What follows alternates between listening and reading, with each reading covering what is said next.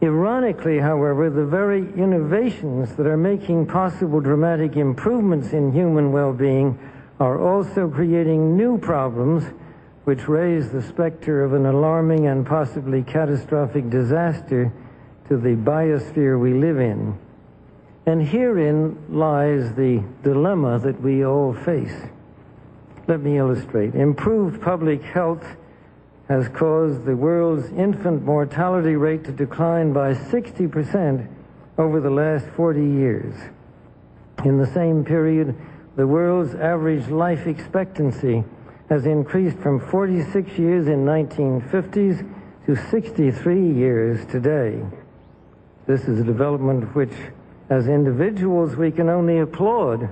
However, the result of these positive measures is a world population that has risen during the same short period of time geometrically to almost 6 billion people and could easily exceed 8 billion by the year 2020. The negative impact of population growth on all of our planetary ecosystems is becoming appallingly evident. The rapid growing exploitation of the world's supply of energy and water is a matter of deep concern, and the toxic byproducts of widespread industrialization have increased atmospheric pollution to dangerous levels.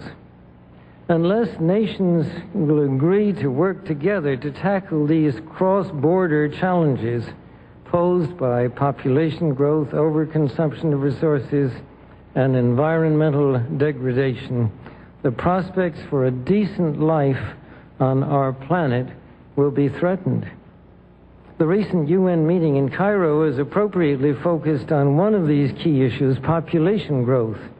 But the controversies which have erupted at the conference illustrate the problem of coming to grips with issues that are deeply divisive and which have a profound moral dimension.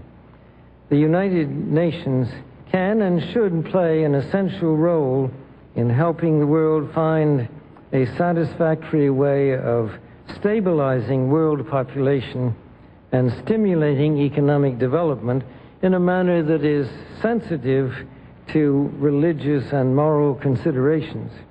Economic growth is, of course, an inevitable corollary of a growing population and is essential to improved standards of living. But without careful coordination, unrestrained economic growth poses further threats to our environment. This was a major subject of discussion at the conference in Rio de Janeiro on the environment 2 years ago. The focus then was on sustainable growth and global development. It was pointed out at the conference that growth is most efficiently managed by the private sector, but regulation of the process by national governments and international bodies is also needed, and once again, the United Nations should certainly be among the catalysts and coordinators of this process.